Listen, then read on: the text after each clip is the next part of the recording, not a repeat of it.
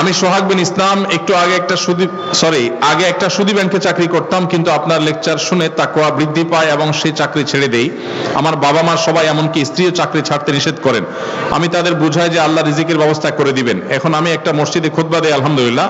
এখন আমার প্রশ্ন হলো, আমি যে টাকাটা পেয়েছি চাকরি ছাড়ার পর, সেটা বিধান কি?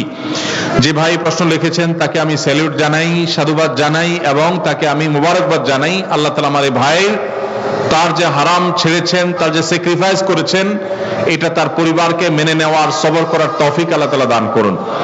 এবং যেটা তিনি ছেড়েছেন, আল্লাহ তাআলা তার উত্তম বিকল্প আল্লাহ তাআলা তাকে ব্যবস্থা করে দেন। আর সেই সাথে এটা বলবো যে আপনি যখন হারাম উপার্জন করেছেন, তখন আপনার ভিতরে চেতনা ছিল না, বোধ ছিল না। তখন আপনি সেই উপার্জন যেটা করেছেন, সেই উপার্জিত টাকা যেগুলো ভোগ করে ফেলেছেন, আপনার বোধ হওয়ার আগে, তওবার আগে, সেন্স তৈরি হওয়ার আগে, সেগুলো আল্লাহ তাআলা আপনাকে মাফ করবেন ইনশাআল্লাহ। কারণ আল্লাহ সুবহানাহু ওয়া তাআলা বলেছেন, ফামান জাআহু মাউইযাতুম মির রাব্বিহি ফান্তাহা ফালাহু মা সালাফ।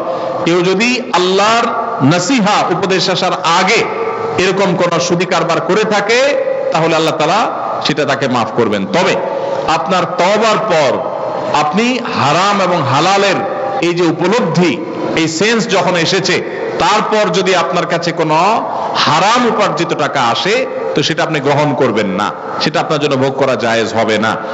এখানে আপনি কোন টাকা এসেছে, কিভাবে এসেছে, কখন এসেছে, সেটা এই প্রশ্নের মধ্যে আমরা দুইটা পার্ট করে দিয়েছি। আগে ভোগ করে থাকলে সেটা জায়েজ, সেটা আল্লাহ তাআলা মাফ করবেন, জায়েজ বলতে মাফ করবেন ইনশাআল্লাহ, আশা করা যায় আপনার তওবার কারণে।